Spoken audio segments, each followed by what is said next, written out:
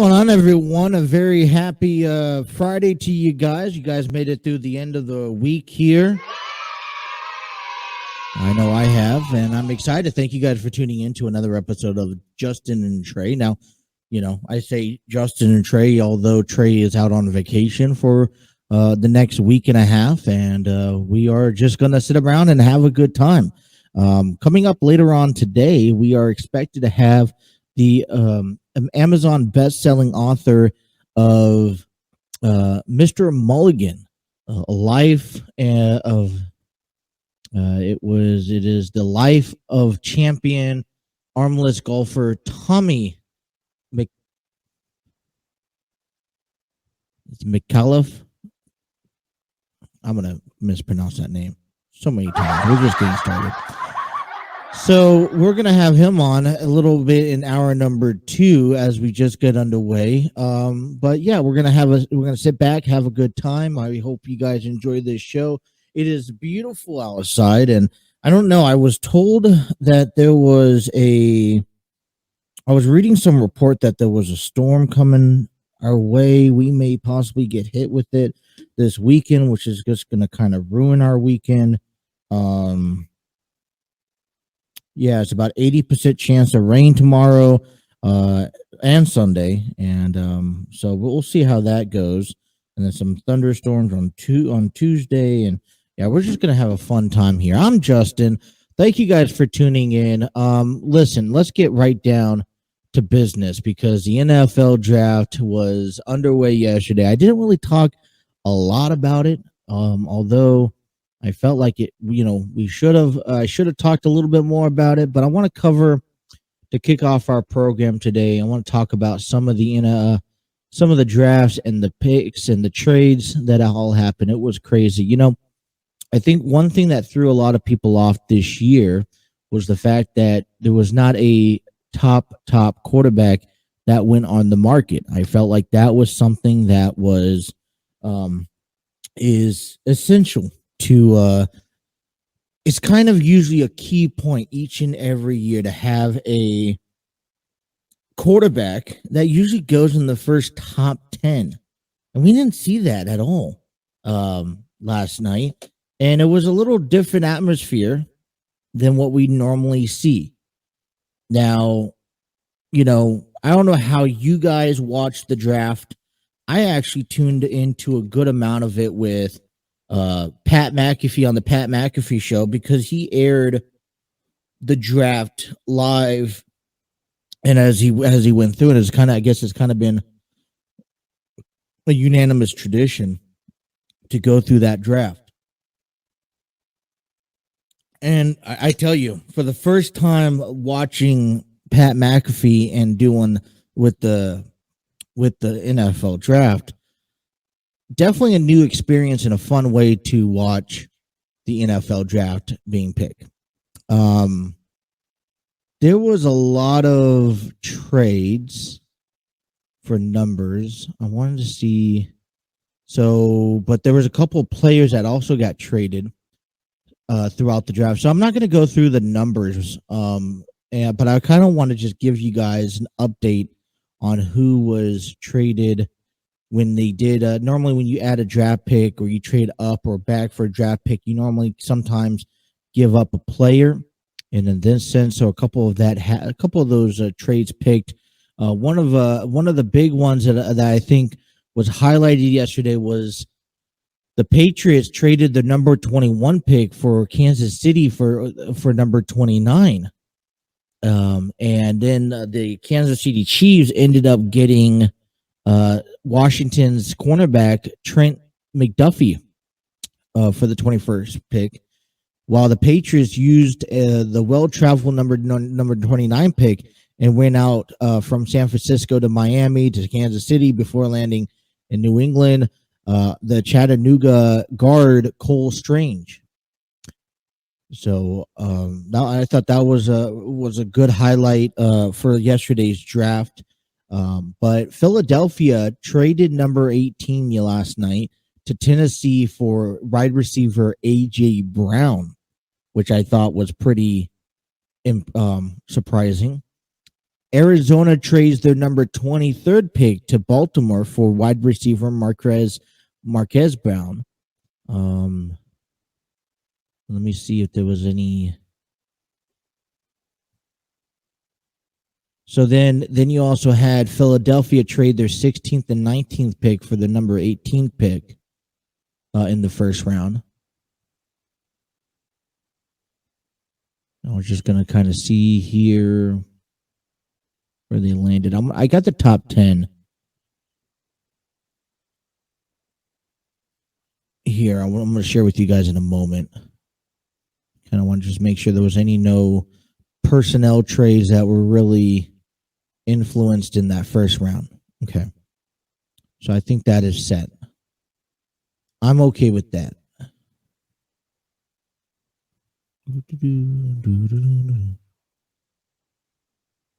What's going on, Trey? Good morning to you.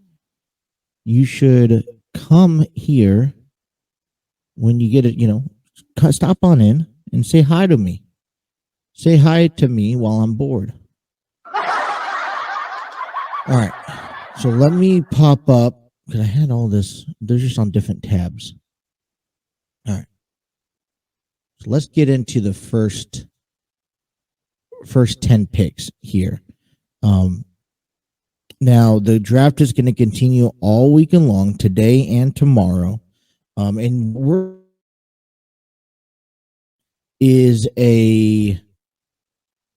what we're actually going to be seeing here in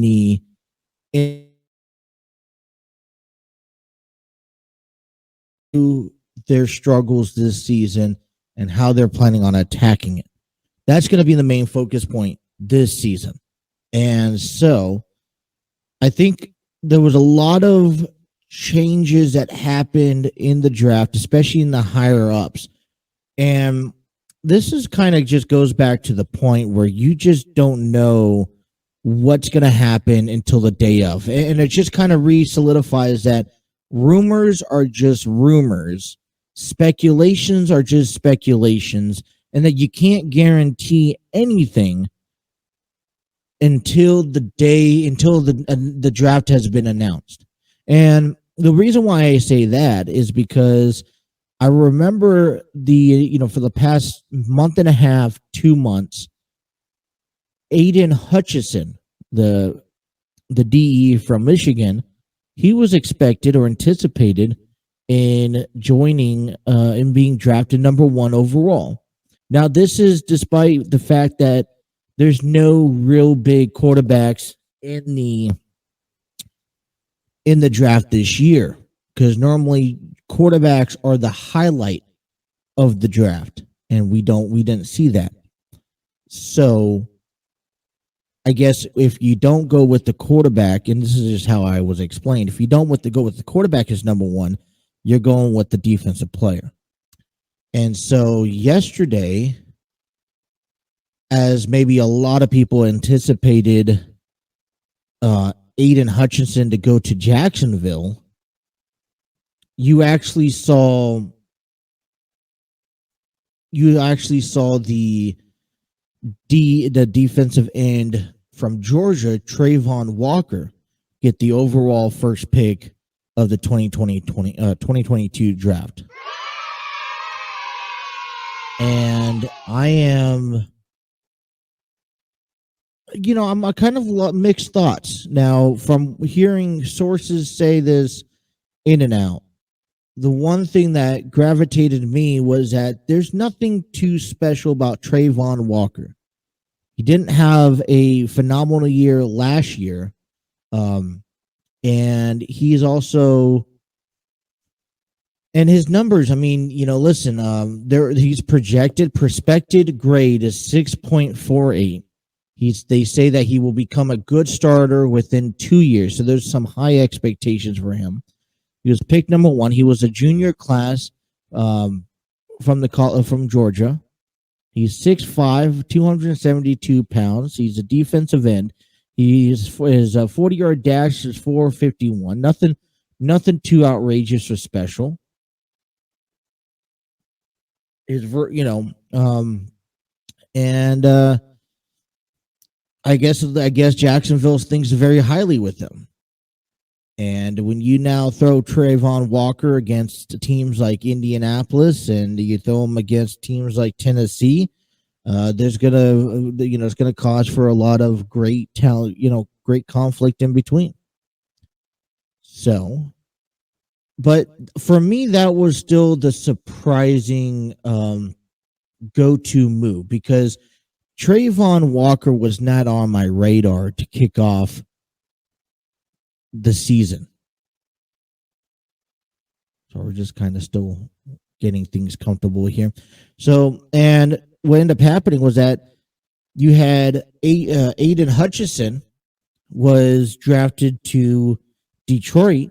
And I like I said, he was for me, he was Aiden Hutchinson was the guy that, it was supposed to, for me, be taken in the first pick.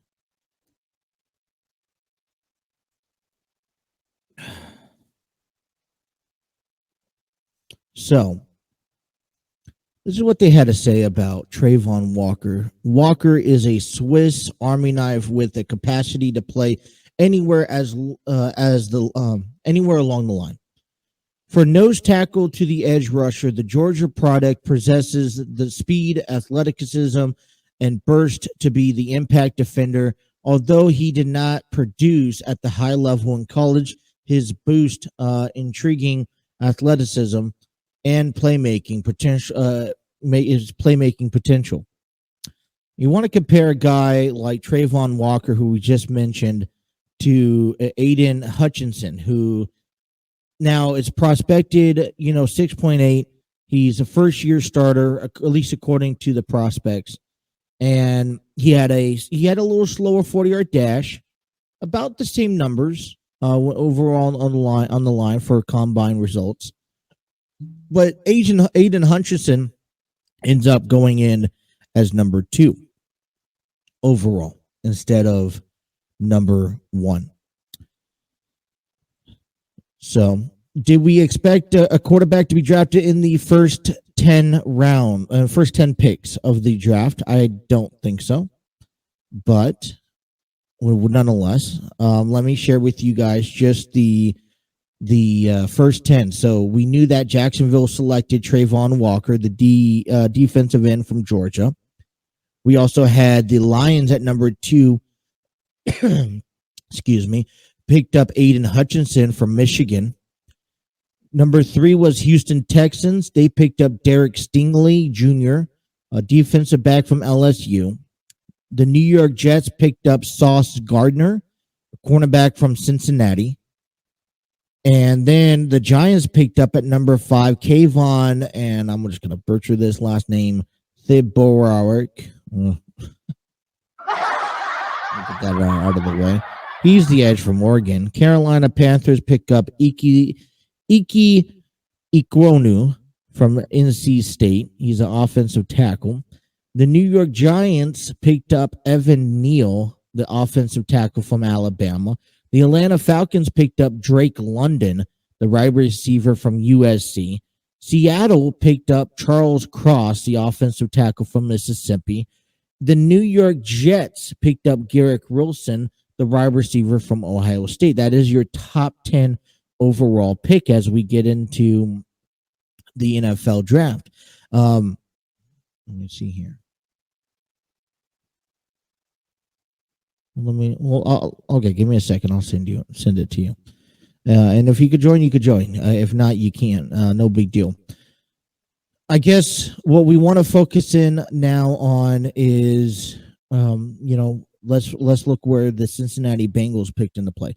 My question to you is, where does the Bengals really need to focus themselves on? How do they need to approach the NFL draft? We didn't see quarterbacks. We'll get into the where certain players and certain highlights of how the draft went about, but I want to get into Cincinnati Bengals because that was a main focus point, main topic to talk about. We had Cincinnati Bengals came down and they were pick number 31 in placement on the draft. Now, there was, I don't know the exact number. 1, 2, 3, a couple offensive line, 5, probably a good 6 or 7 offensive linemen picked up in this year's draft. I presented the idea that the Bengals still need to look heavy in the draft, but the strategy changes when you have such a low pick in the draft. At least the Bengals had a first round pick. It didn't come until the 31st pick, but they had a first round pick. Now, the highlight, obviously, there's no quarterback. There's a matter of fact, shockingly, there was only one quarterback picked the entire first round. And now, as we approach the Cincinnati Bengals number 31, the Bengals picked up a defensive player and safety, Daxton Hill from Michigan. And,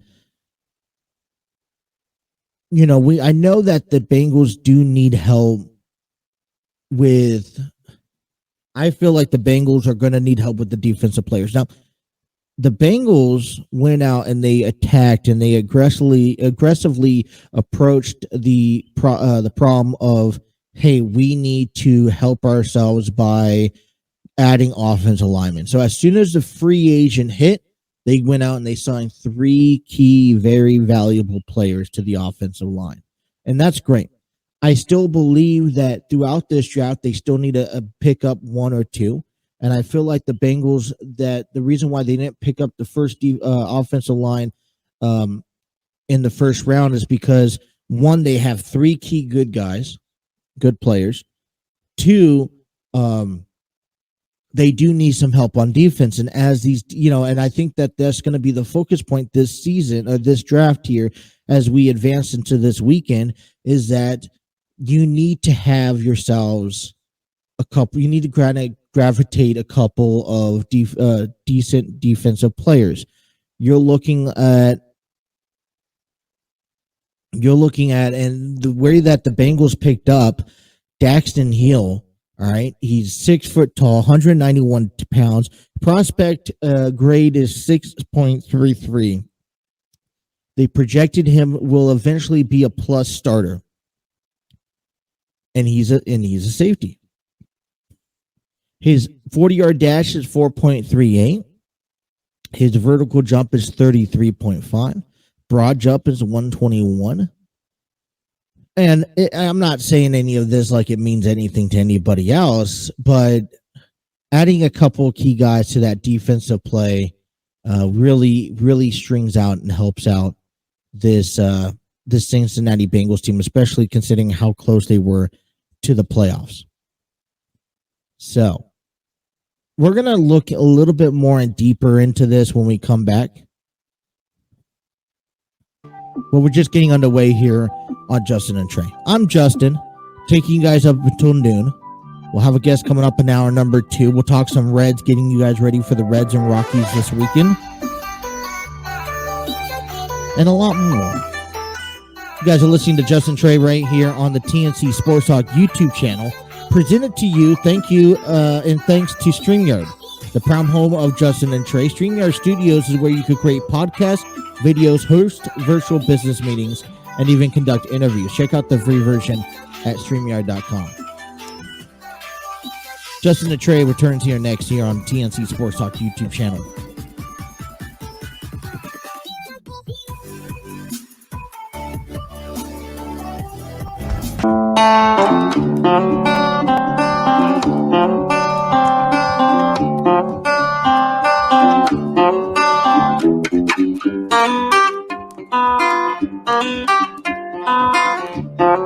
Alright, you guys. Justin and Trey right here on the TNC Sports Talk YouTube channel. TNC Sports Talk YouTube channel is brought to you by Manscaped, who's the best in men's below the waist grooming. Their products are precision engineered tools for your family jewels. Manscaped Performance Package, the ultimate men's hygiene bundle, Join over 4 million men worldwide who trust Manscaped with their exclusive offer for you. You guys can get 20% off and free shipping with the promo code TNC20 at manscaped.com. That is 20% off and free shipping at manscaped.com, and use promo code TNC20. Unlock your confidence and always use the right tools for the job at Manscaped. All right. We're having a great Friday here. And all right, let's bring in the guy who's been traveling on the road for the last couple of days. And I want to say good morning and really early morning to Trey. What's going on, bud? Oh, good morning. What's up? How you doing? How's the travel for you? Traveling is great. I'm still in Georgia at the moment. In about half an hour, we're heading out and gonna go get Starbucks and head to Florida.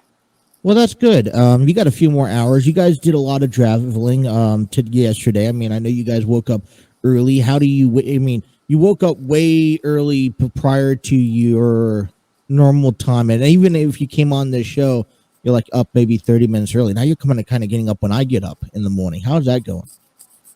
It definitely is horrible, but today wasn't too bad. I got up at 7, got right up, got dressed, took my medicine, went down and got breakfast, and just getting ready for the day.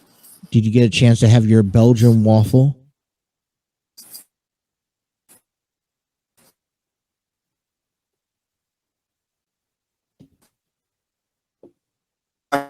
So happy.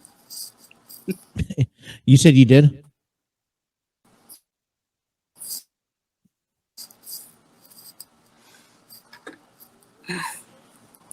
Let me know if you could still.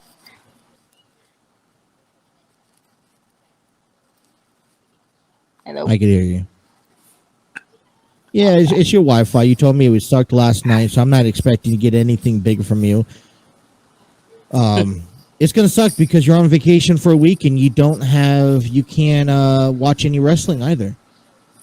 Right. I did not watch wrestling. I missed Dynamite.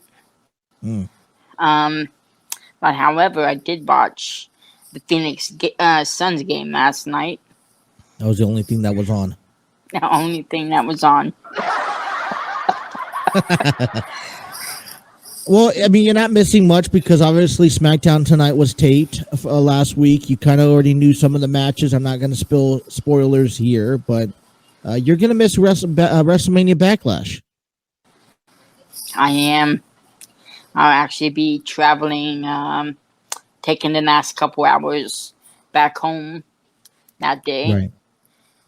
Maybe I'll get back early enough to watch, but I don't know. Not going to count on it. Anything excited for this trip, for this vacation that you have in store? Yes, I'm actually going to go to Orlando.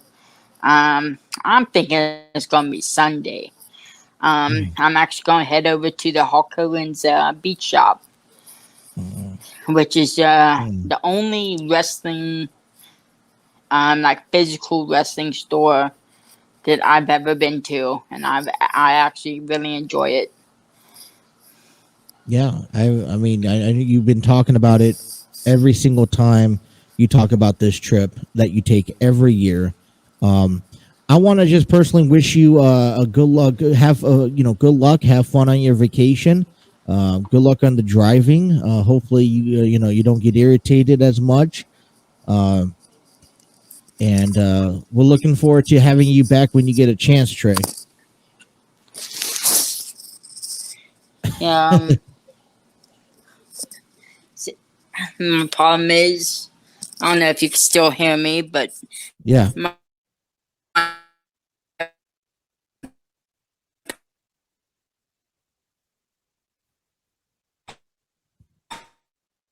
Well, looks like that's all we're getting.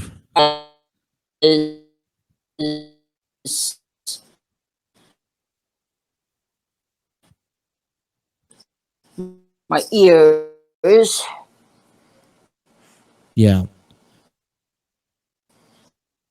All right, well, Trey, if you can hear me, I would say good luck. Have a great vacation and drive safe, okay?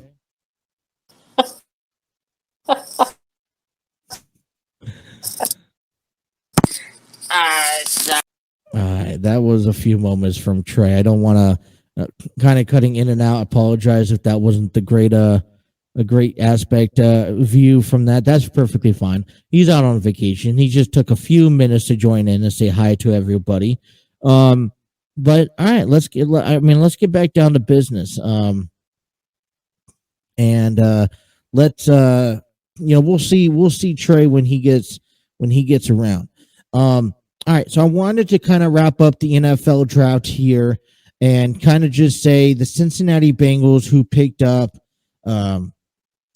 Daxton Hill from Michigan, and like I mentioned earlier, Daxton Hill, defensive player, one of the strategies I feel for the Bengals, I still think that is key that the Bengals can pick up a guy, an offensive guy, offensive line guy, and maybe add that person to this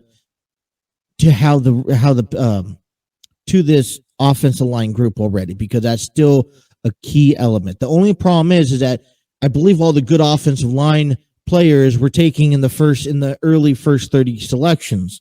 I believe you have well over 5 or 6 guys being selected. So moving forward, I think it was key to pick up a defensive player, because that was a second strategy. Now, we still have 2 more days, and like I said, this is a strategy. This is kind of showing you where these teams feel like they have weaknesses on, and this is where, for me, I don't know if it's going to get any better than this, because there was really no hype. The only hype of the conversation was where guys such as Aiden Hutchinson went. Now, a couple other surprises to me.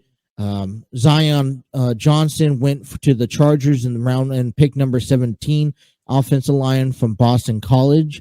And then I think what was really nail biter to me is actually to see a guy like Kenny Pickett, Pittsburgh's done their due diligence, went to Pittsburgh, had these high class meetings and integrations with these quarterbacks, and and the Steelers decided to go with Kenny Pickett, the only quarterback, from what I could see, picked in the first round of the NFL draft. That's how bad the NFL draft. I want to say it's not bad, but that's where we sit at among quarterback wise. And the Steelers picking up Pickett at number 20, they didn't have to trade nobody. That was their original pick. So Kenny Pickett, I think this is a well, side within the next 2 years. I mean, listen, you got a couple of players on the Steelers organization. I mean, he's not a great fast quarterback, but he can connect. And if you look, we mentioned this here. What does the Steelers have to do to find the next franchise? And I would have agreed with a former colleague of mine, and Dwayne Haskins could have been that future guy. And who knew what the life would have told about where Pickett would have gone if Dwayne Haskins was here still. But I mean, he's getting, we're at where we're at, and unfortunately. And I'm moving forward. I believe that Kenny Pickett is a good, he's a homegrown kid, went to college in Pittsburgh. I feel like he is, he's very well received. And I feel like this is out of the entire draft, this is a win for the Pittsburgh Steelers. All right. I want to transition over into baseball and to get you guys ready for the Cincinnati Reds this weekend taking on the Colorado Rockies, and that's coming up to you next right here on Justin and Trey. Here's our. All right, you guys can check out Steve Barber and Dwayne Lynn Davis as they break down news highlights in professional wrestling. The Armchair Booking Podcast is a weekly wrestling podcast found on YouTube and all audio streaming platforms. Go check out and follow Armchair Booking now. Talking about audio streaming platforms, I want to make this apparent to you guys. the TNC Sports Talk has now also changed their audio streaming platforms, and they haven't changed. We have upgraded. After talking, I've been in back and forth in what I wanted to do for our audio streaming platforms. I had a very inexpensive, cheap, but fun to use, simple to use podcast called I want to say let me just pop it up here. Give me a second, you guys. The app was called let me log in. All right, so I believe it's called Podcorn, or it's actually called rss.com. Now listen, this is a 5-star rating. I really enjoy what they've done for me and for our podcast. They've been the number one, interest, for uploading our podcast. Simply upload it, just 5 seconds, 5 minutes, you're done. But we are slowly moving away from RSS, and we are started our options with a new one that was presented to us called Spreaker. And I love Spreaker. I enjoy Spreaker. And the reason why I'm gonna be honest with you guys, the reason why I chose Spreaker as our new podcast format is because we are growing our show and we want to reach across a lot more. And what they have been able to give us is places. I want to see if I could pop up and show you. Let me see if I can pop it up here. I want to look at distribution. Okay, hold on. Bear with me, you guys, because this is all new to me. I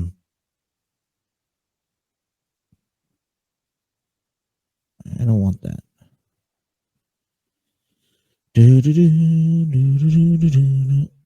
All right, so let's do. I wanted to look. So I'm still learning how to operate this, but we're on places like YouTube, SoundCloud, Spotify. I know we're working on Apple Podcasts, Google Podcasts. We're on Spreaker. We just joined iHeartRadio, which is for me, I still feel like it's a big deal. And I want to give the shout out and thanks to Steve, talking about Steve Barber and Dwayne Davis at Armchair Booking, because they're the ones who gave me the idea, kind of encouraged me. Hey, listen, we're gonna do this. Geo Sullivan, iHeartRadio, Deezer. Like I said, we're working on some of the other things, and so it kind of broadens our inspection out even further. So that's what I love so much about it. And now we can start turning it around and kind of making it more of an income and more of a stability. So I want to thank and give a shout out to Spreaker.com. If you guys are growing your podcast, you guys want to start learning the abilities to grow and make something out of it, head on over to Spreaker.com and check them out. All right, let's get down really quick into baseball here, because yet again, the Padres lost, or the Reds lost to the Padres 7-5 yesterday. And boy, I tell you, those roads continues getting swept by another team. And listen, there's some positives and there's some negatives coming out of this. Jonathan India, who came in to pitch hit for Fraley yesterday's game, he went 1-for-1 with a hit and an RBI. Tyler Naquin hit the ball, got out at the bat on the ball. Well, he actually had an RBI, but you had Kyle Farmer, Brandon Drury, you had Moustakas, a couple of hits in the game. You're seeing this ball club hit. So they lost 7-5, but they put up 8 hits with only allowing 1 error, which is not bad. Tyler Mahle, he went 5 in the third inning, gave up 6 hits and 3 runs. There's so much dynamic that you have to approach into a Reds season to kick off this season. You have guys such as you really don't have the starting base, and I'm talking about guys like Luis Castillo, Mike Minor. Now, Tyler Mahle, yeah, it's going to be a slow start to get him up to 5, 6, 7 innings to begin the season. But you when you have guys like Nick Lodolu, you guys have Hunter Green, and they're not giving you that outing like you need, it's going to start affecting how the bullpen reflects, and you're going to start using that bullpen more heavily, and then they're going to be tired. So when they're giving up, 2 to 3 runs, I mean, Mahle went 5 in the third inning, and as soon as Centillion joined, he gave up 2 more runs in the bottom half of the sixth, or the top half of the sixth. And then Hunter Strickland comes on, and he gives up a run in the 7th. 8th, Moreta, he gives up the run. And what you're seeing is guys, these bullpen being used heavily. When you have a guy like Santillan, ERA 8.10 in the first month. Strickland just getting off to a terrible start, 9.8, almost 10 ERA right there for Hunter Strickland. And that's not good signs that you're looking out for the Cincinnati Reds, especially heading into the season, heading into May, trying to come up from a deficit. Like I said, they lost again. But you do see the bats there. You see, Brandon Drury had 2 triples. Kyle Farmer, Garcia, India, Colosveri, Moustakas, Reynolds, they all had triples. And you look at the ability for these guys to get something going, and they need a little bit of help. And when I say they need a little bit of help, is that they need some sort of guidance. Injuries are prospecting them already. You have just the area of how. Let me put my thoughts together. A little off. The bats are coming away. The Reds don't have those 2 to 3 key guys that can hit and that can hit the power ball. And so it hurts the ball club when you have everyone on that roster trying to get on base. Now, we've talked about this, how a simple motion of getting on base and moving guys over helps the ball club out. Yes. But you do still need that 1 or 2 guys in that lineup that could hit the pop for you. And you don't see that quite yet. The next thing that really hurts the Reds is the fact that the Reds starting pitching is younger, is inexperienced, and you don't have guys like Mike Minor or Luis Castillo, who has been in the league for a lot longer, who you could kind of count on going those extra innings. And now, since their injury date has been pushed back out to May, it's a little bit more complicated. With that being said, when you have younger guys like Mahle and Lodolu and Hunter Green, you can't expect them to pitch solid games each and every outings and go 5, 6, 7 innings. Therefore, you are stressing yourself out in the bullpen, and you have guys like Strickland, you have guys like Moreta, who are going to get overworked. Therefore, they're going to give up more hits and more runs. I don't necessarily know what needs to be fixed. I could sit here and point out that the Reds bullpen needs to be fixed. How do you fix it, though?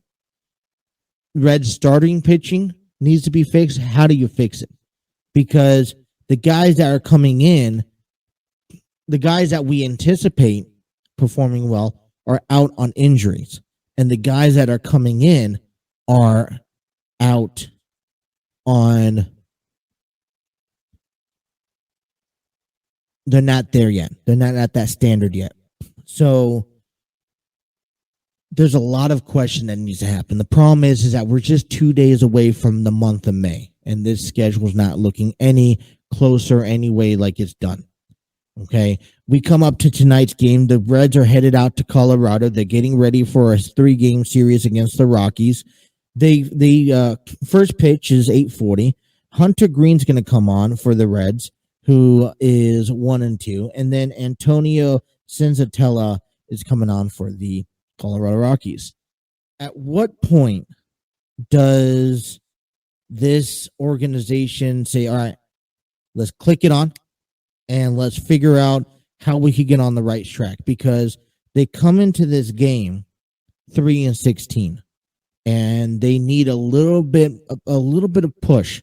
That is 13 games that the Reds have to make up. And if I'm not mistaken, the Reds have had so far the worst record in baseball this season. I feel like there's a lot that needs to be addressed on that. All right, let's cut to a break. Let's come back. Let's regroup ourselves. We'll give you NBA update as well as getting you guys ready for our guest coming up here at 11:25. You guys are listening to Justin and Trey right here on the TNC Sports Talk YouTube channel.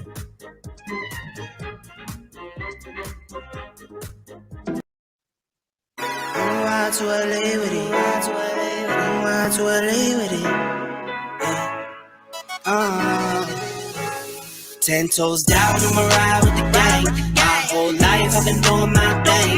Get that money, ain't no thing. All right, you guys, all music. Want to give a shout out to Epidemic Sound. All music coming to you on the TNC Sports Talk YouTube channel is given to you by Epidemic Sound.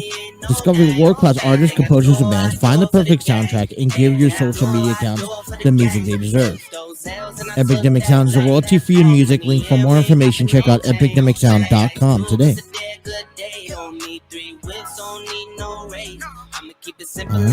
Just having fun down here, and Justin and Trey. Now, like I said, Trey joined us, or at least tried to join us a little bit ago, and that just didn't work.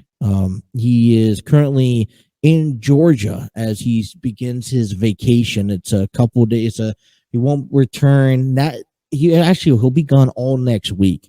Comes back next Sunday, but we're not gonna be able to get him on our show. He's gonna want to come in. He's gonna want to relax. He's gonna want to settle in. So I get that. Trey, enjoy yourself.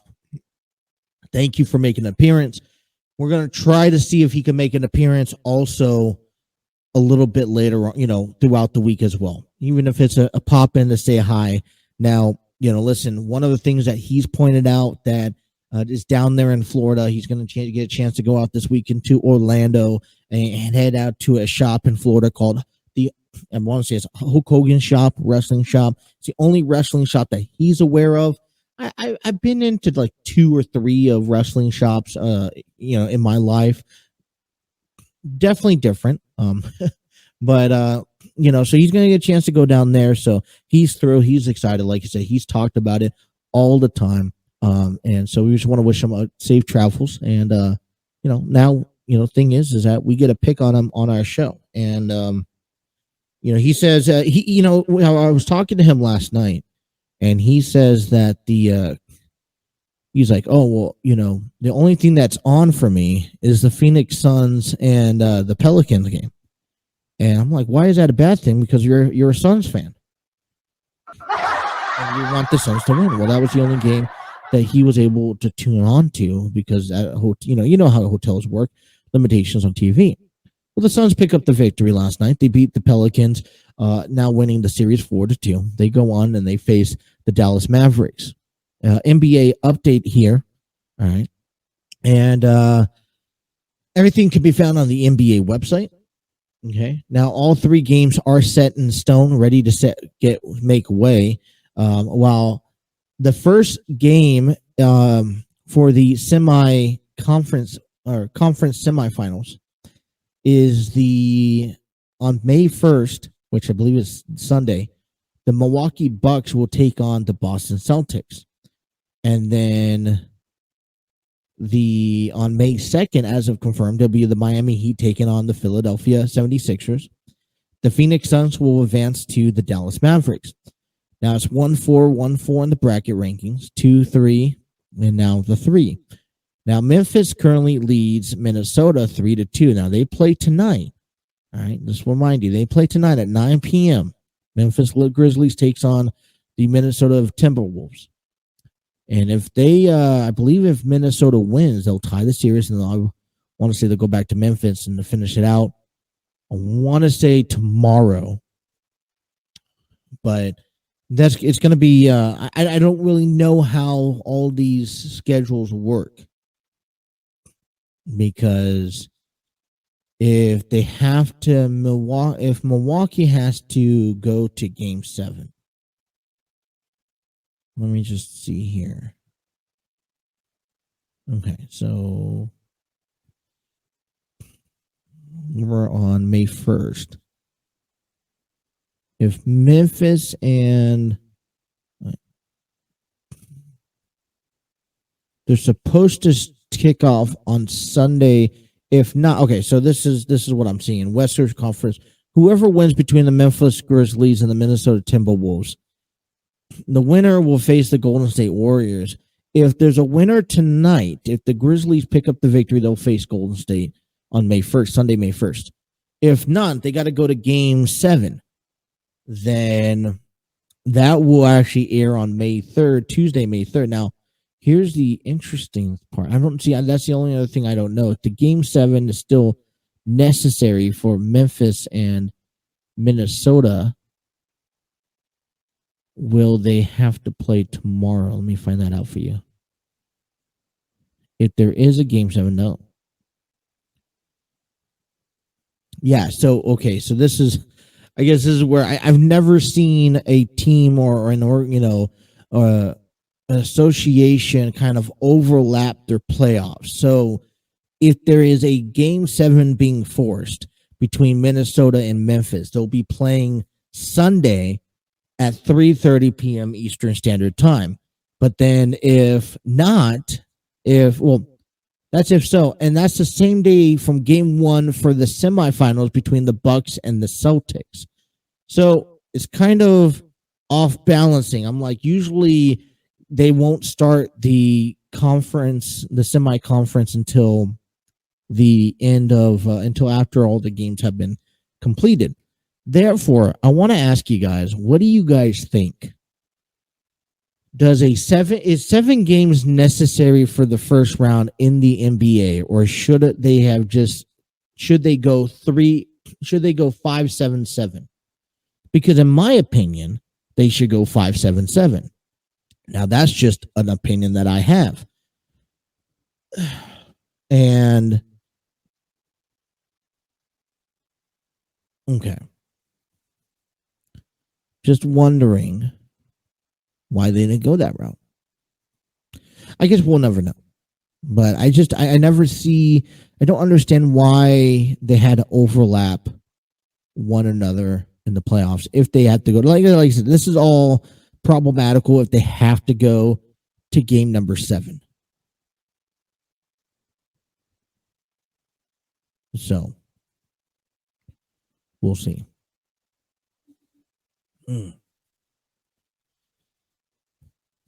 The Cyclones won yesterday. I wanted to go to that game so bad. I wanted to go to the Cyclones game, but I'm also planning on headed out to a couple events this weekend. Oh. How you doing? You know what? Let me. Are you ready to go? If you're ready to go, I think we could get this going on the way. We have a special guest here on the author to Mr. Mulligan. Life of a Champion, of armless golfer. How you doing? Good morning to you. Good morning. How are you from Florida? Nice to see you. Tom McAuliffe with you. Hi, thank you for joining us, Tom. So I started picking up this book a little bit in on Amazon. I was like, you know what? I have to actually get a copy. So I just ordered it myself and a hard copy of it. Can you explain us the book of Mr. Mulligan? Sure. I've been a writer in magazine land for 25, 30 years, mostly in the audio and video production space, doing monthly magazines, columnists, that kind of thing. Mm-hmm. This is my first book. Basically, about a year and a half ago, we were searching through one of our houses, and we came across a trunk, and inside were old clippings from the 1920s, pictures, all kinds of stuff. My grandfather basically lost both of his arms in a streetcar accident when at the age of 9, and taught himself how to play par golf, and traveled the country in the 30s and 40s doing positive thinking talks, long before, the power of positive thinking and those kind of things became popular. So he used golf as a way to reach people, and was responsible too for helping pass some of our laws about disability people and giving them the rights that they deserve. Yeah. So it's an interesting story. Now, can you kind of share a little bit more? Because I heard the streetcar accident, and how he lost both his arms at a young age. That must have been difficult to adapt, from being able to use, an extremity of your body, and to now you have to live the rest of your life not being able to use it. How did he adapt, and how did that help him, become who he was? Well, his saying was basically, the only handicap in life is your mind. And he was a big believer in repetition, successive repetition towards perfection. A lot of people back then thought that he would wind up selling pencils on the corner. Right. And he was just not going to have it. Right. He got mad. He said to himself, how dare you think that I can't compete with you in the world marketplace? I'll show you what's happening. So, and of course he was a caddy before the accident. Okay. Basically what happened was, it was fall, and I don't know if you've ever been up in North, but in those big cities, a lot of times after the summer, the first rain, the roadways get very slick. There's a lot of oil and gas and stuff like that. So that's what had happened. He was on his way to the store to meet his mom. The McAuliffe household lived right up the block from the local golf course, where Tommy had learned how to caddy. And basically he was on his way to help his mom with the store, slipped, fell across the tracks with both of his arms out like this. Yeah. And before they could get him, a streetcar came along and severed both of his arms at the shoulder. Yeah, I mean, you just compare, medicine from then to today. I can just only imagine how, what type of struggle that was just for the healing process. Now, I mean, this was also a time period where, if, you losing both arms, they would almost say, just give up on you at this moment. And they weren't the society was not as much of a friendly society, I say. Okay, let's rehabilitate. Let's try to figure something out for him. There was a lot of adversity that he had to go through, and so I guess when you come across this and you get the inspiration, what gets you inspired to even to want to write something like this? Well, I've always wanted to write a book. Yeah. And I got tired of waiting for Simon & Schuster to call. Mm-hmm. So, if you want something done right, sometimes you got to do it yourself. So we published this book, and we're doing all the sales and stuff ourselves. But I'm not sure if I'm answering the question or not. I just think that it's such a inspiring story. I was just asking the inspiration behind it. Yeah. Now, I mean, you said, is this your first book that you're reading? It is. It is my very first book. And this is one of 5 what we're doing, we call the McAuliffe series. I'm working on one on General Arthur McAuliffe, who said nuts to the Germans in World War II. Yes. We're doing one on Krista McAuliffe, the space shuttle teacher, an astronaut. We're doing one on Dick McAuliffe, who was part of the World Series champions Detroit Tigers in 1968. Yeah. And then lastly, we're doing a book on Governor Terry McAuliffe called Life of the Party. He was the governor of the state of Virginia for a number of years. And so that's the McAuliffe series. And with your permission, I thought that maybe I could just read a paragraph from the first chapter. Yes, please. Yes, please. This will give your listeners a kind of a feel for the book. So let's just start right there at the beginning. That's always the best place to start, isn't it?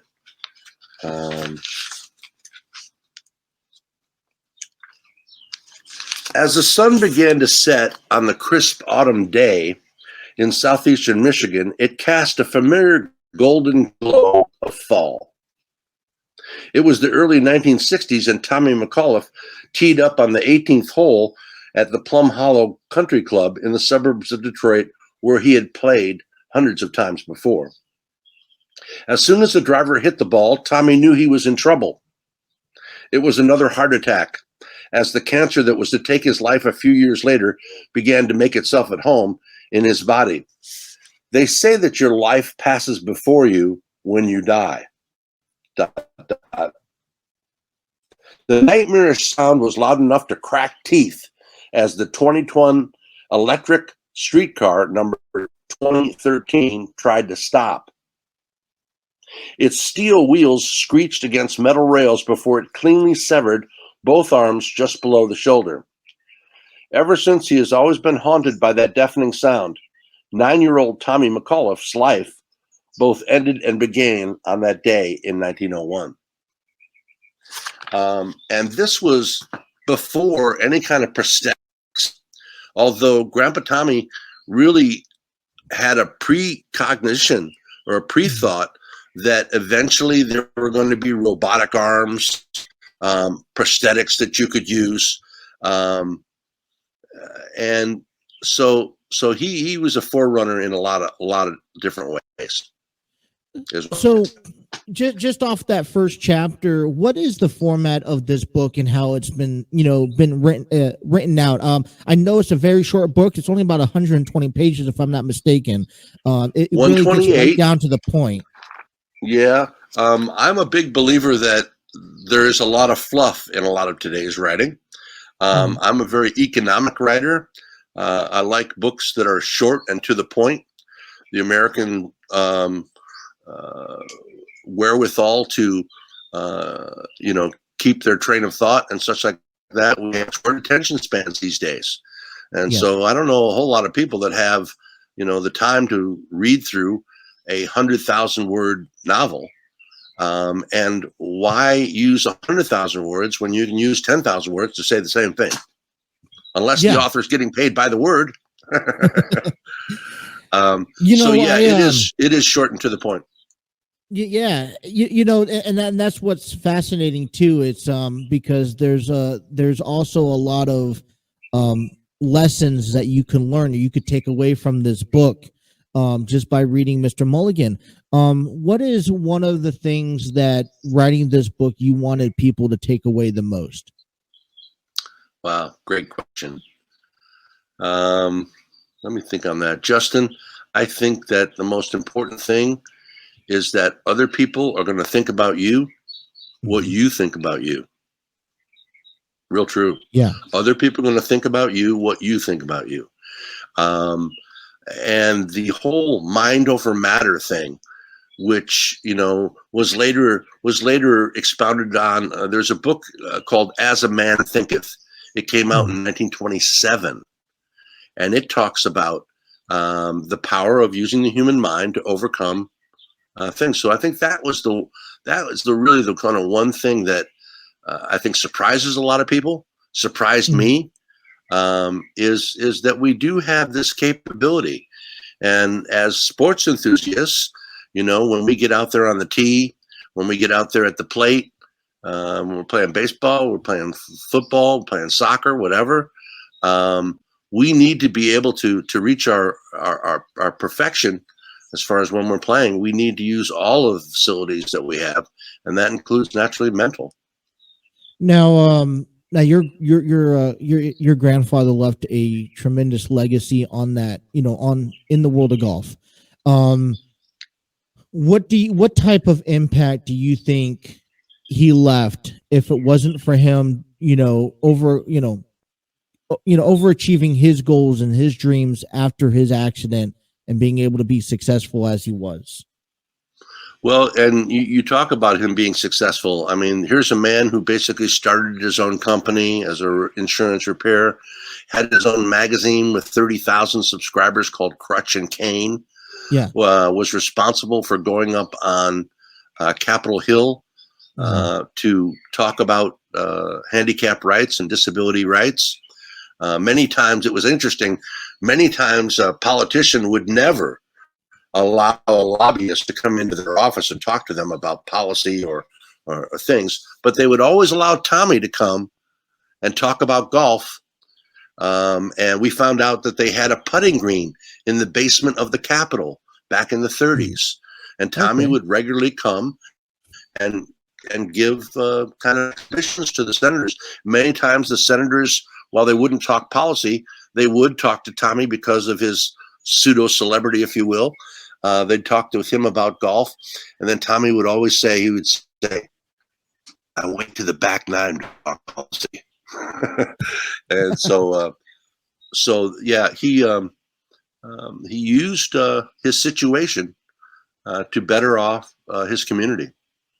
Now, we were talking a lot about this book and about your grandfather. He's also written a book, I believe, that's now just recently published called Handicap, right? No Handicaps. That's the second book that I edited for him. Basically, we found a manuscript that he had written back in 1938 and 1939. Yeah. Now, what's amazing about this is that he typed each letter of a 25,000 word manuscript, one letter at a time. Yeah. With a pencil in his mouth, hitting each individual key. Yeah. Now, I've sat down and tried to do that, and it's damn near impossible. Using 10 fingers is not easy. No, yeah, I got 10, and I can barely do it. But he typed that book called No Handicaps, and it is mostly more kind of technical, if you will. It talks about using the power of the mind to overcome, positive affirmations, different techniques you can use to help overcome your thing. And it's called No Handicaps, and it is available as an ebook. Both books are available as an ebook, as well as the hard copy. I prefer hard copies these days. Yes. But that's kind of an amazing book. And we all come back to golf. We're in the process of trying to get Tommy McAuliffe put into the PGA Hall of Fame.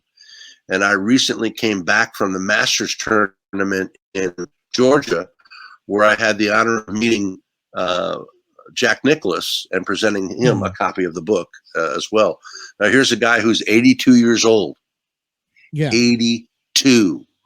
And he's still out there on the greens, hitting it, out on the fairways and hitting it. That's kind of also interesting. I just had a thought, was that Grandpa Tommy wasn't really big on long drives, but he was accurate. He was straight. He would hit that ball, and that ball would go straight down the fairway. Wouldn't go very far, maybe 200 yards. But on the greens for putting, he was deadly. He would tuck the club in between his cheek and his and use his full body. In golf, they talk about the full body swing, using your entire body to hit the ball. And he was a perfect example of that. The exciting thing too is we just are in conversation with a company called Roadside Attractions to maybe make it into a movie. That would be awesome. I would love to see whether a documentary or a movie, resemblance of that. That would be such honorable. And we'll have you play the part of the caddy. Let's go. I'm down. I'm set up. Sign me up for that. And so, because one thing that really pops out to me, you talk about the struggles that he's been through, and there was Tiger Woods kind of came off of a very similar injury years back, and he probably shouldn't be playing golf today. And just how your grandfather's been able to make a career, a life, a story worth telling and remembering, inspirational story. I can only hopefully imagine that Tiger Woods took some of that, but comparisons on Tiger's comeback to how he's been. Can you compare and relate to maybe some of the struggles that he's gone through to what your grandfather went through? I saw Tiger's at the Masters. He did pretty well, actually. Yeah. But you could tell, especially on the tee, when he would drive off there towards the end, there'd be a little grimace or a little bit of a, truly one of the greatest golfers. Started when he was, 6 years old, I think. Mm-hmm. But in interviews throughout his life, Tiger has often talked about the power of the mind and using it to help placate his injuries. He's a wonderful ambassador of golf. Grandpa Tommy basically used golf. He felt that there were principles in golf that were directly related to life. Things like fair play, things like effort, repetition, doing something over and over again. He basically, from the time he was able to, held a golf club in his hand for 30, 40 years until it became second nature for him.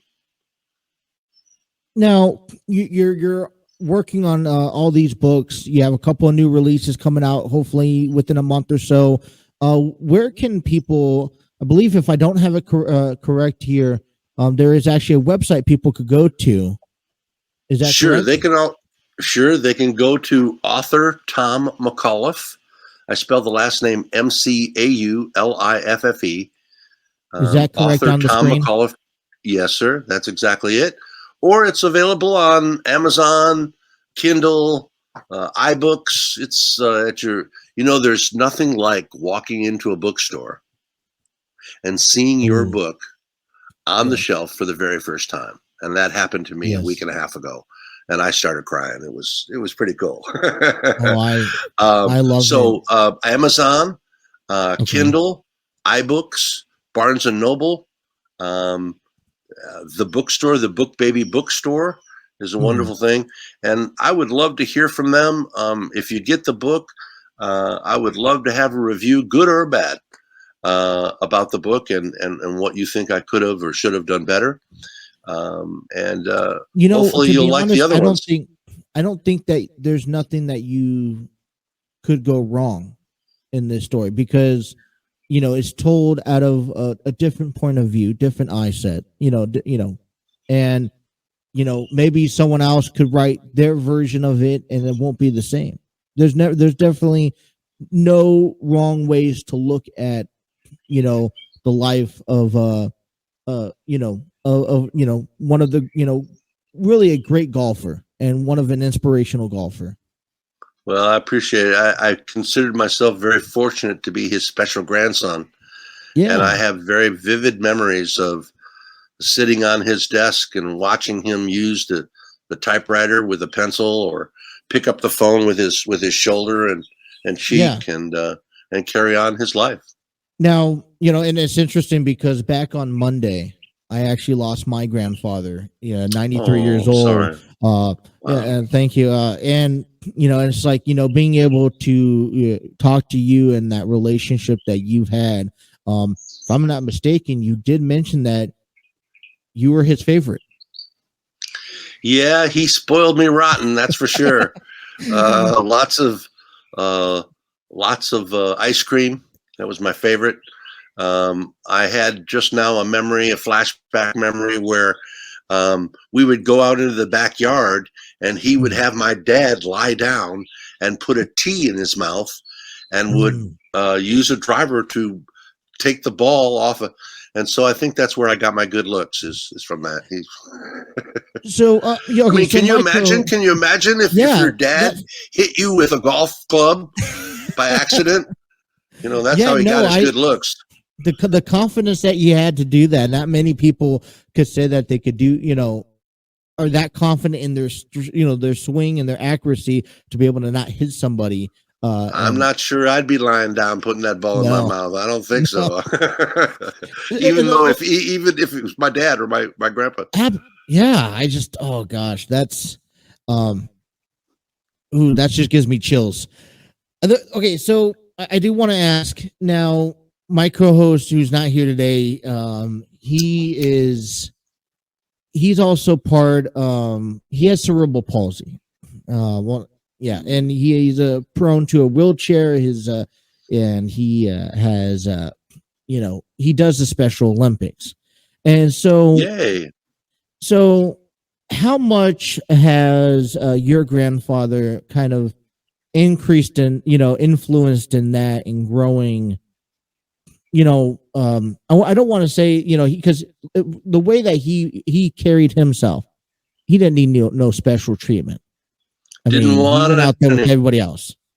If you were to show sympathy towards him, or like when he would go and speak at these various civic groups and stuff like that, he would always say, "No hint of sympathy. I don't want it. I don't need it. And if you do that in the intro, I won't come out." So, and that was true in vaudeville, as well as during his speaking tours in the 30s and 40s. So what's the greatest message that you can provide after watching your grandfather, writing about it, to these people who do need that extra help, that can't function part of, their bodies like they can't, should be able to, or, can? What's the best way that you could help them out in words of inspiration? I would say two things. One, there is no handicap in life except what's in your mind. Yeah. And two, other people are going to think about you what you think about you. Many times it's this self-talk. When I read through his notes, he would talk about the negative self-talk that we all experience in life. No, you can't do that. Who do you think you are, trying to play golf with no arms? Those kinds of things. And that the power of the mind, or the lack thereof, was really the key to living a full and happy, successive life. Yeah. Now, you're writing all these books, but obviously you don't just wake up one day, doing these, getting to decide, oh, hey, I'm just going to write all these books. What have you done throughout your time that kind of led you up to creating these books? Well, I was a magazine editor for some 25 years, mostly in the video and audio production space. I used to be the editor of Government Video Magazine, worked at Videography Magazine and such like that. So I've always wanted to write a book, and I don't know why, quite frankly, that I've waited this long. Although there are a lot of new self-publishing. The exciting thing about the virus and such, and us being in lockdown for a couple of years, is that now we have all these new independent books that are coming out, and all the,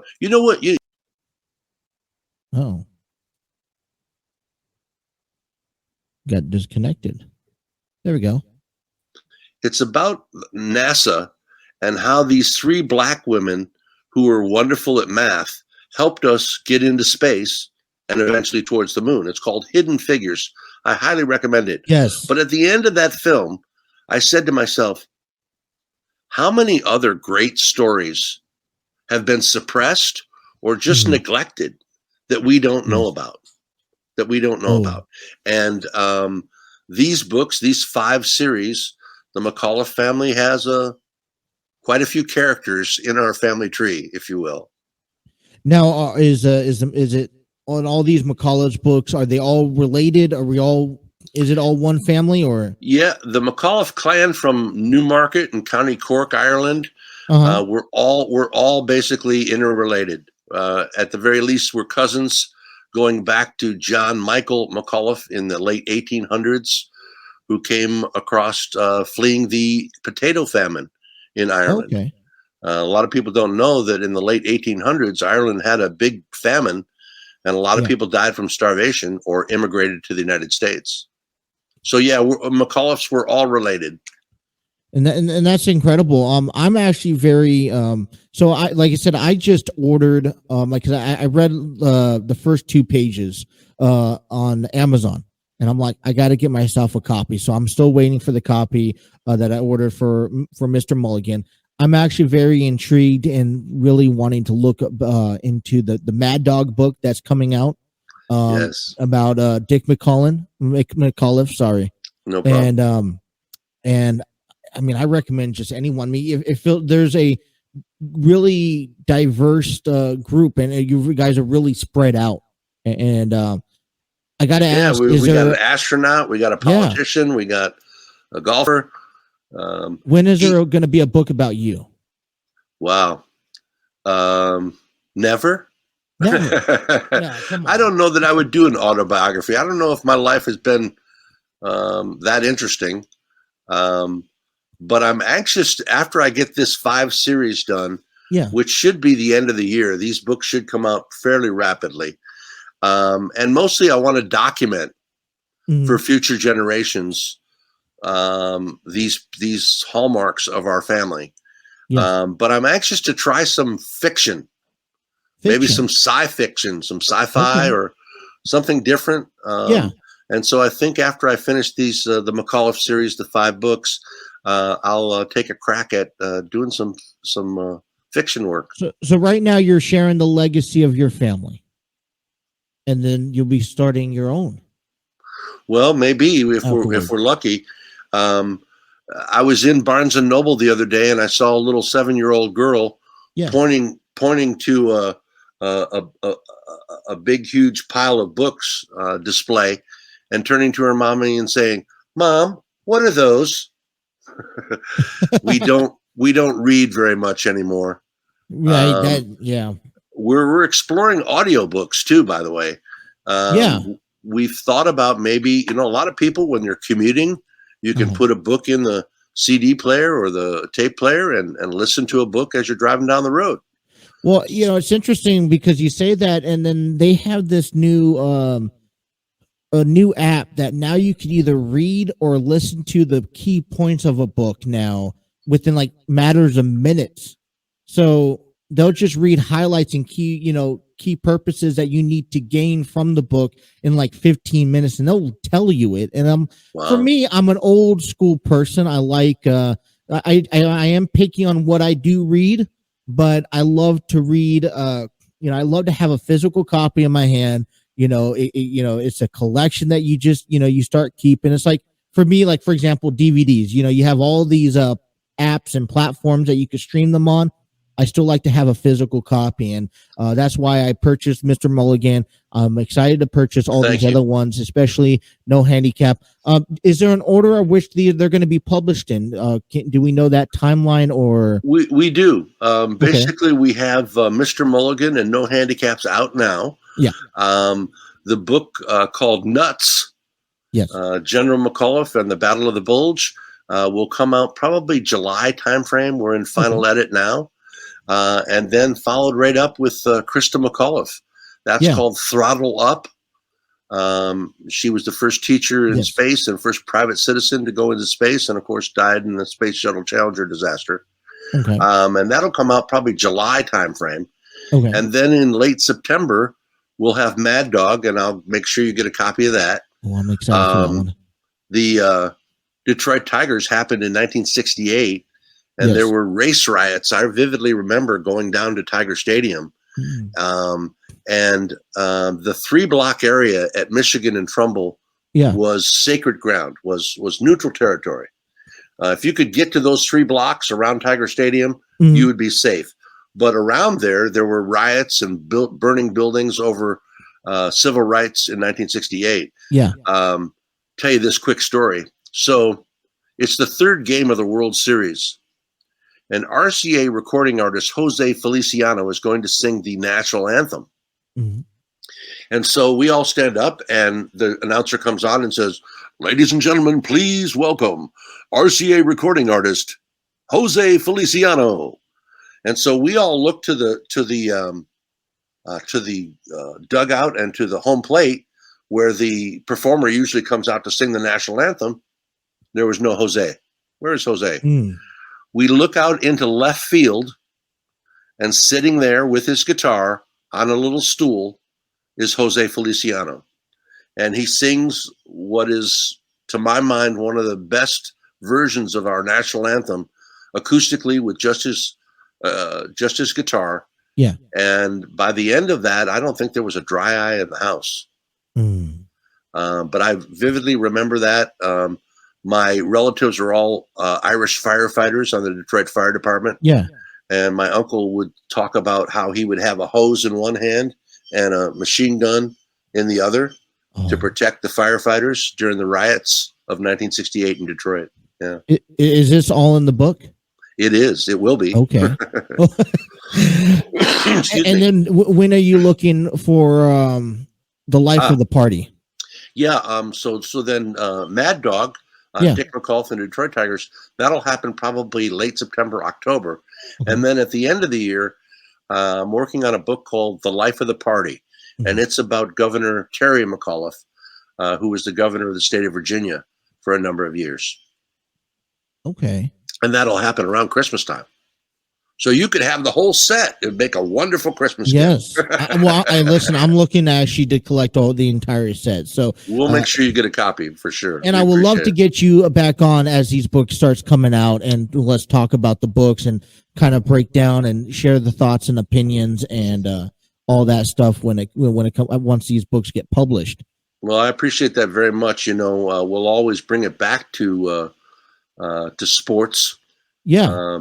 Because that's what, get off the couch, turn off the television, pick up a book, or go outside and play some golf. Yeah.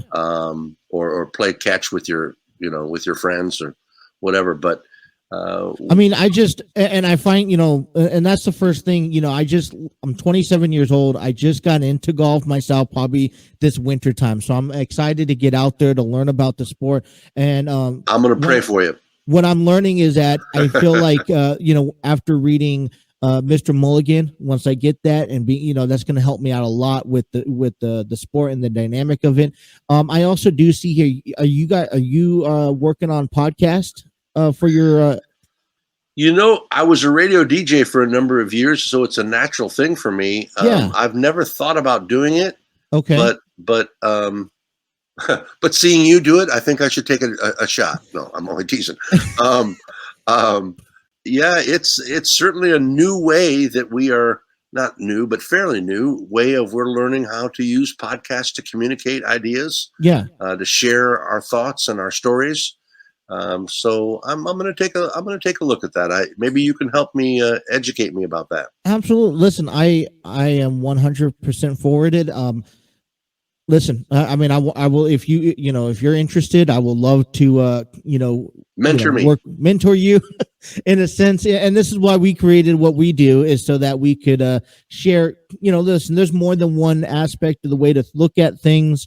Also, to share your opinions, to share your knowledge. And I'm sure people will love to hear more about the McAuliffe family. People always want to talk about sports, so that's why sports talk is so popular. And I was sorry that I couldn't meet Trey. Yeah, he just started his vacation. He's actually down. He's in Georgia right now, but he's going to be down in Florida here this weekend. Well, I wish he would look me up. I'm down here in Destin, Florida. Yeah, and it's a beautiful area of the country. We call it the Emerald Coast. Yeah, and there's a lot of authors that live down here. Okay. Yeah, I'll let him know that you're down there, and maybe I'll shoot him your email, and then he can reach out to you. I would love it. I would love it. See that. But Tom, thank you so much for your time to be on the show. Hopefully we could do this again throughout the year. And yeah, don't forget to pick up Mr. Mulligan. That's available in hard copies as well as available on Amazon and Kindle, and or stop by the website. And if you'd like to, what kind of books do you want to see out on the market? I'd love to hear readers' ideas all the time. And you can go to authortommccauliffe.com and keep up with my shenanigans. And I really appreciate the opportunity there, Justin. Yeah, and congratulations for being an Amazon best-selling book. Thank you. Take care. We'll talk to you soon. God bless. Bye. All right, that was Tom McAuliffe. I'm looking for to pick up the entire collection that he has set out for this week. You guys can head on over to www.authortommccauliffe.com. It's author Tom McAuliffe, McAuliffe.com, and grab his books. You guys go on Amazon, Kindle. I recommend getting a hard copy, and go from there. So, all right, we're going to take a short break, and we'll be right back to continue and wrap up our show. Justin and Trey continues here on the TNC Sports Talk YouTube channel. Hi, you guys.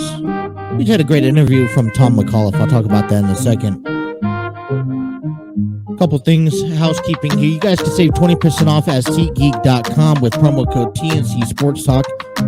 Next time you guys are out looking to buy a sporting event, tickets, maybe it's to a Reds game, maybe it's to the Bengals game coming up this year, maybe it's to the Cyclones as they advance in the playoffs, or you guys are looking for concerts. Garth Brooks is coming into town, whatever the case may be. You guys check out SeatGeek.com first. All right. First-time visitors, if you spend $50 or more, use promo code TNC20 TNC Sports Talk and save 20% off at SeatGeek.com. I want to give a thanks out once again to Tom McAuliffe and for coming on our show and having great conversations. And listen, I want to just quickly share the screen with you guys. Now, if you head over to www.tommccauliffe.com, you guys could check out his webpage. And I wanted to share this. Now, he has a website. You have all the books. So, Mr. Mulligan and No Handicap is currently out and available on Amazon and audio platforms. You guys could get the hard copy of Mr. Mulligan. All right. You guys could also but while you're out there, look at upcoming books called Nuts, General McAuliffe and the Battle of the Bulge, Throttle Up. Okay. We also have Mad Dog that's coming out this year, and Life of the Party that's coming out at the end of this year. Now you can shop. He has a little blog that you could look into. And that's one thing that we're still working on getting ourselves. Trying to get a podcast up. You could join the reader list, sign up, and just to be able to look at what they have here. Okay. Mr. Mulligan, the uplifting true life story of the world's famous, let me just go back, armless golfer Tommy McAuliffe, 1893 to 1967. And through the turmoils of the Great Depression. Then you got No Handicaps, the life philosophy of champion. So this was a book written. This was written by Tommy McAuliffe. It's the life philosophy of the champion armless golfer Tommy McAuliffe. And I think this is just really cool. I love looking at this stuff. I encourage you, if you're a golfer or just a sports fan, just checking this out and possibly picking up a book or two and get back to the reading. See all the stuff that he has coming out ahead of time here. So check out the website, www.tommccauliffe.com, for more information. All right. So we are Bluetooth disconnected. approaching. Bluetooth connected. Okay, I don't know what. Phone's acting up weirdly. All right, let's continue our show. Let's wrap up the end of the show right after this quick message. So it's kind of difficult when you, how do I put this? When you already know what to expect on SmackDown tonight, it's a little difficult to talk about what we can look forward to. So I'm kind of just gonna, it's just that time of the show where we kind of just go scroll through Facebook, some news, some articles that you just find and you're looking into. One of the articles that came across my desk, AEW Dynamite ratings fall to the second lowest number of 2022. Now, let's consider NBA playoffs, okay, underway. Let's consider, baseball and fraction. But usually around this time, right after the playoffs, right after WrestleMania, wrestling does kind of become a little stale. And it's not because of the talent that they're producing, but it's the transition of making it into another year. So coming into today, per Showbuzz Daily, Dynamite netted 921,000 viewers for a 0.33 rating point in the 18 to 49-year-old demographic. The show finished fourth place in the demo rating on cable for the night, which was not good. The overall audience was similar to last week's 930,000 viewers, but the demo rating dropped down from last week's 0.037 to 0.33. So it dropped down about 4. These numbers are Dynamite's second lowest of 2022. In each metric with only the February 16th episode doing worse. However, the fourth place finished on cable remained the same from last week, once with only NBA related shows beating out AEW on cable networks. Now, you got to understand, you guys, there's two things. I don't think you make this a concern, but there's two things that you have to consider. One, it's springtime. The weather's nice. The sun's not setting earlier. People are going to want to go out and have fun. Two, NBA playoffs, which is a month long. And and I think I mentioned this yesterday, when you have a game or a sport that is wrapping up, there's more interesting points to what is, compared to, you got to remember, wrestling is a year-long thing. If you miss a few weeks, you ain't missing out. But when you get to the NBA playoffs are the NBA playoffs. It's a once-a-year thing. They play the entire season for this moment. So I can only see it getting worse. And I don't think it's something to be worried about, because right as soon as the playoffs are done, I think now then you start looking into, okay, this is now, we could get back to wrestling because Double or Nothing's approaching, right? I mean, WrestleMania Backlash, I feel it's going to take a hit as well coming up next Sunday. The NBA playoffs aren't ending anytime soon, so pro wrestling will be dealing with this for a while longer. Perhaps AEW World Champion Hangman Adam Page will return from COVID next week, and more of the AEW Galaxy will tune in to see the hot angle between him and CM Punk. Let me address that here. When you don't use, I don't know if AEW has built up that AEW championship above everybody else. And when you approach Hangman is not standing above the entire AEW locker room, in my opinion. Yeah, he holds the AEW championship, but he's not standing above the AEW locker room, although he has that title.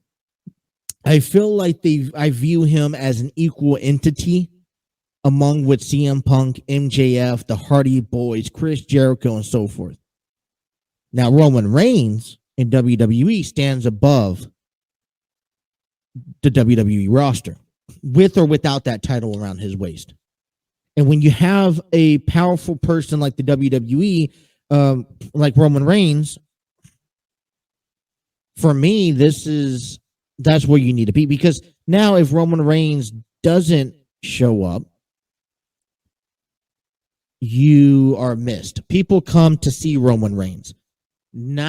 People don't come just to see Hangman Adam Page. That's where I'm getting at with AEW. People tune in to AEW because there's a diversity of there's a broad range of talent that are equal to each other. So you come out there and you see a guy like Jeff Hardy, you see a Thunder Rosa, you see a Britt Baker, you see a Sammy Guevara or Chris Jericho caliber, you see a CM Punk or an MJF. WWE, you're kind of only going to SmackDown to see Roman Reigns and maybe Charlotte Flair. Ronda Rousey, okay, throw in the mix. Drew McIntyre, all right, throw that in the mix. There's very selective people that when you really talk about the WWE, people say, yes, I go to that. I spend $50 a ticket so I could go see that individual person. So that is what is the difference between WWE and AEW. You want to talk about the ratings, compare them to the ratings. Just because Hangman comes back doesn't necessarily mean that you're going to get a lot more viewers, because like I said, he doesn't grow. He's not presented as that above everybody else statue. So it's here, the NBA playoffs aren't ending it. We already read that. Ha, ha, ha.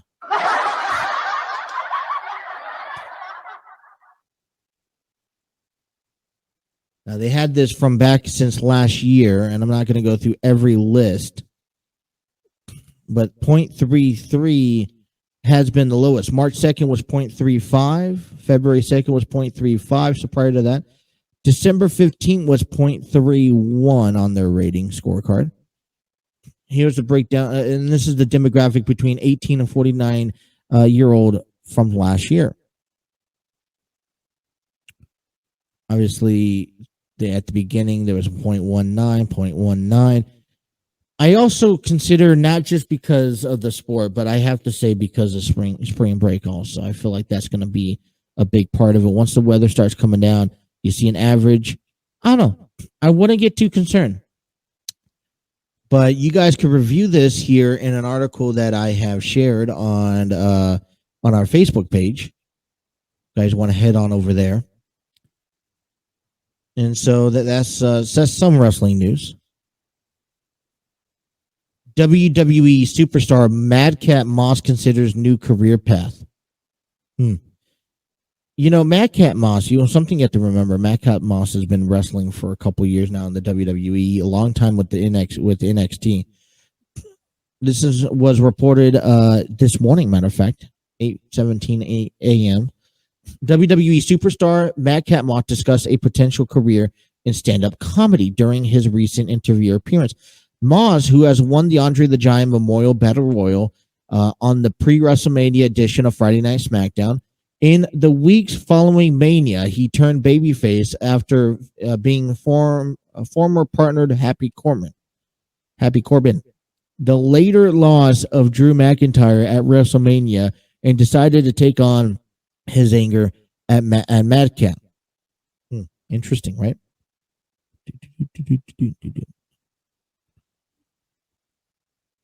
Let me continue. The new storyline shows a more serious side to Moss, who has been more of a comic character since aligning with Corbin. However, his comic ability could aid for former 24/7 champion in the post-wrestling career, as revealed in an interview with WWE's El Brunch. Moss expresses his lifelong love for comedy and that he's considered doing stand-up in the future. He has even asked fellow WWE superstar Dolph Ziggler, a professional comedian in his own rights, for tips in the trade. And I quote, this was from Moss, and I quote, "It's something I've talked to Dolph Ziggler about because he's done that and taken that step. It takes a lot of guts and something that someday I may do. It's something I've thought about and have talked to people about. As of now, there are no plans. I'm focused on in-ring but possibilities in the future for sure. I don't see why you can't do both. I'll back that up and support that. Let's go read that article on the TNC Sports Talk YouTube or Facebook page. Want to congratulate Bray Wyatt and JoJo, who got engaged. Got to play that one. Here was an interesting Inside the Ropes one that I came across. I wanted to share with you guys here. Was the WWE, from the inside of reports, ex-WWE referee claims Eddie Guerrero wouldn't be a fan of wrestling today. A former WWE referee has claimed Eddie Guerrero would not have loved wrestling in 2022. By the time of his ultimate untimely death in 2005, Eddie Guerrero was renowned as one of the best wrestlers on the planet, an accolade he had earned after performing an incredibly high level of number of years across the number of promotions.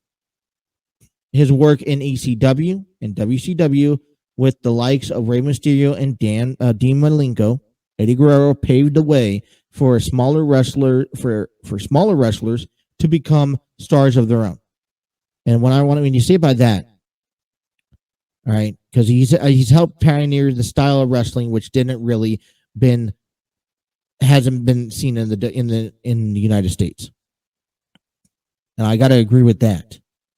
There is a lot of wrestling that is now. I mean, when you think about the early 2000s and the 90s and the late 90s, early 2000s, you think about professional wrestling and how it's grown more globally. Yeah, and this was around the same time you started seeing cross promotions. Eddie Guerrero being down in Mexico, Rey Mysterio, Dan Malenko, Chris Benoit, they were all scattered. When you are an individual, you don't get viewed as the same as if you are a group of people who share the very similar events. For me, yeah, I mean, if you just had Rey Mysterio as the only person that was high flying in his wrestling promotion that had that type of style talent, then you don't get much. And that's why they came over as a group after WWE bought out WCW. And I think it was only appropriate as guys like Chris Benoit, Dean Malenko, Rey Mysterio, Eddie Guerrero came over as a unity. Then you start seeing guys like Chuck Palumbo, Billy Kidman, Paul London. A lot of these guys started paving ways, became pioneers to how wrestling is today, and saying, "Hey, size, you didn't have to be 6'3", 280 pounds in order to be a professional wrestler. Size did not matter, and you can entertain anybody, no matter how big and how small you are." Now, what we're seeing is that I think it's been for several decades the image of a heavier set man, okay, a guy who is maybe 6'2", 6'3", 350 pounds. They're not meant to be not meant to be able to move. I mean, how many times have you heard the stories about The Undertaker was a tall guy, was not supposed to move. Big Show was one of the guys who could move flawlessly in the ring. He wasn't supposed to. He wasn't allowed to move. They wanted him to be stiff. Look at Yokozuna, who was very, very flexible, very smooth in his ring. Look at Braun Strowman, very athletic. And the image of not being able to do much of anything didn't help the cause out. After moving to the WWF in 2000, Guerrero became beloved by fans, and the night of his World Championship win over Brock Lesnar is still fondly remembered to this day. Speaking on a recent episode of the podcast riffing it up with Brian Hebner, the former WWE official, looked back at the career of the former WWE champion during the episode. Hebner pondered how Latino heat would have fared in 2022. As the wrestling industry has shifted dramatically in the near 2 decades since his passing. I want to get into this before I end of the show here. Hebner surmised that the WWE Hall of Famer wouldn't have loved the current in-ring style with its emphasis on high spots and lacking of selling. Now, here's the thing. I will tell you this.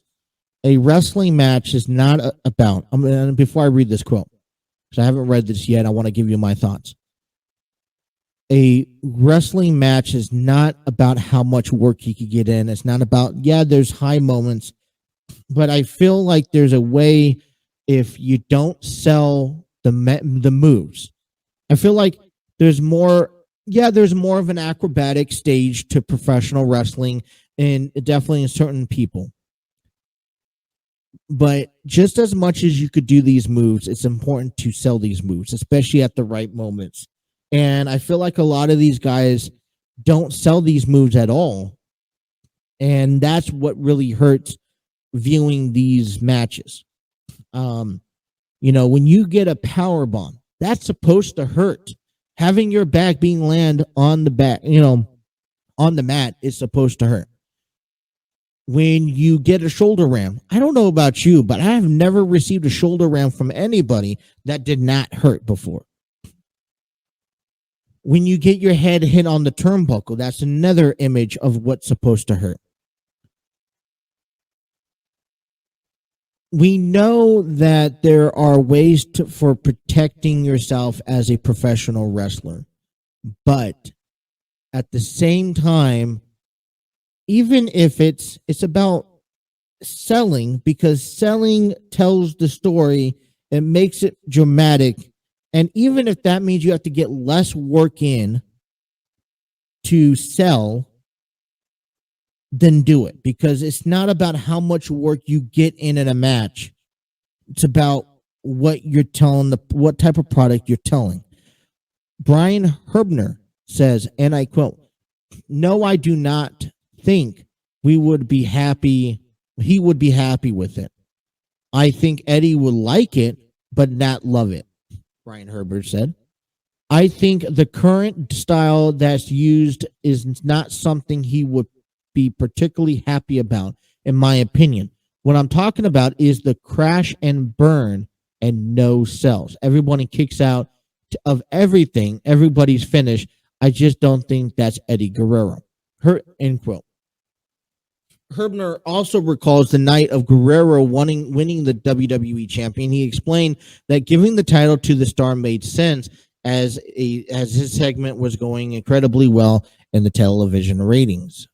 Okay, here's another quote from him. "They were doing a lot of research, picking up who was watching and where they were watching from. Eddie was a huge draw for the Latino audience, and it was in some huge markets." Brian Hebner revealed a lot of that played into the fact that this is going to be the guy because this guy is bringing in ratings. I know people say they don't want to be about race, but wasn't it? It was about ratings. It wasn't what he was or wasn't. It was about what he was doing to multiple cultures of people. So it made sense to want to earn towards putting the belt on Eddie at that time. Eddie Guerrero won the WWE Championship after defeating Brock Lesnar at No Way Out in 2004. Following his victory, he went to retain his title with the win over Kurt Angle at WrestleMania 20. This article was transcribed from Sportskeeda. So here's the overall aspect. Okay, I know I sound nitpicky at this, but you guys do me a favor. I mean, it's not about. Yeah, I feel like that is a big entity in professional wrestling today. Kicking out every move. It decredits and devalues that moveset. And Brian Herbner says it correctly. And I feel like even referees should should state that. So, what have we been able to accomplish today? I think we like to take a look at that. Now, I'm going to be honest with you. It was a fun show. We had Tom join our show here. Go check out Tom McAuliffe at www.tommccauliffe.com. Check out his books. We appreciate him being on our show. Thank you. Want to give a shout out to NWF Wrestling. Okay. I hopefully be able to have plans to go check out them today and tomorrow if it's not raining. Armchair Booking. Thank you. TeePublic. Check out our show at tpublic.com/user/TNC-sports-talk. Order now. Get your shirts, phones, cases, mugs, and more. Order now. Epic Demic Sound, StreamYard Studios, and Manscaped. Save 20% off by ordering through Manscaped. All right, that's all the time we have on our show. Thank you. My name is Justin. I'll be back with you tomorrow. Up until then, you guys have yourself a wonderful day.